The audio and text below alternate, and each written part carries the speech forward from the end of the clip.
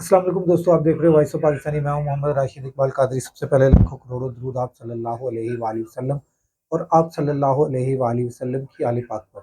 दोस्तों, आपने टिकटॉकर मुनीब, वो वाला मुनीब, मुनीब वो वाला मुनीब आपने उसकी जो आप बीती है वो मैं आपको आपके साथ शेयर करना चाहता हूँ।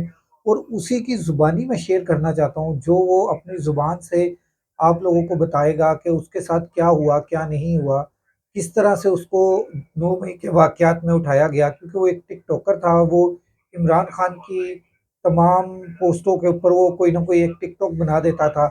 उसकी पादाश में उसको, क्योंकि फ़ेमस टिकटॉकर बन चुका था, और उसको इसी पादाश में उठाया गया और उठाकर उसको जेल में 9 मई के वाक़यात में डाल के जेल में भेज दिया गया।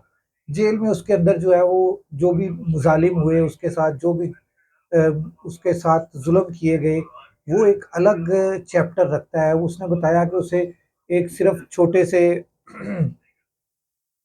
से कमरे के अंदर, जिसे चक्की कहते हैं, उसके अंदर जनाब रखा गया।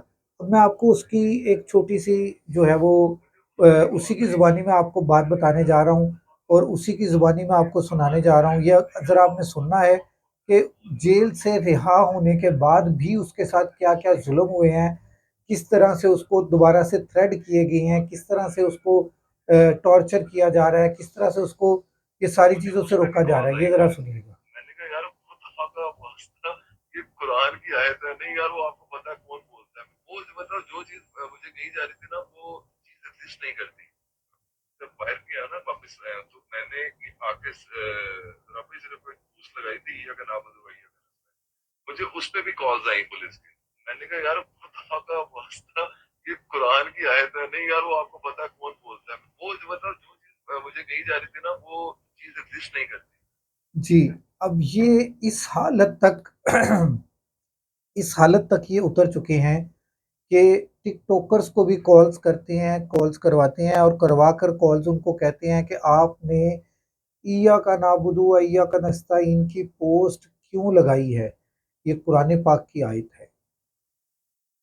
जो भी इसको जिसने भी इसको फ़ेमस किया, और अल्लाह तबारक ताला ने सबसे पहले इसको फ़ेमस किया है कि ये कुरान पाक की आयत है और इसका मतलब आप सब सब लोग जानते हैं कि इसका मतलब क्या है। अगर आपको ये कहें कि इसका मतलब नहीं पता, तो ये तो बड़ी ही अजीब-सी बात है कि इय्या का नाबुदु व इय्या का नस्ताइन, ठीक है? सबसे कुरान पाक की जो पहली सूरत है ना, सूरह अल-हम्द, उसकी ये आयत है। और उस आयत की पोस्ट लगाने के ऊपर भी इन लोगों को एतराज़ था, और उस उन्होंने उसको कॉल की, कॉल करके उसको कहा कि तुमने ये पोस्ट क्यों लगाई है? तो उसने कहा कुरान पाक की आयत है, तो इसमें कौन-सा मसला है?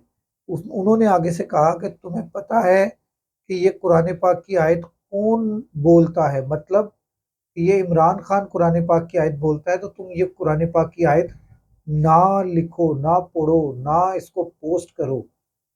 यार कोई खुदा का खौफ खाओ यार, कुरान पाक की आयत है।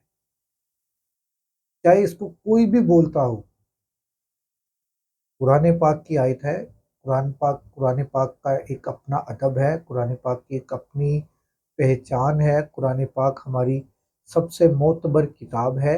अगर हम उसके मुतालिक ये सब कुछ करेंगे, सब कुछ कहेंगे, तो मेरा ख़्याल है कि हमें मुसलमान होते हुए शर्मिंदा, शर्मिंदा, शर्मिंदा, शर्मिंदा ही रहना पड़ेगा। अगले व्लॉग तक राशिद इकबाल कादरी को इजाज़त दीजिए। अल्लाह हाफ़िज़।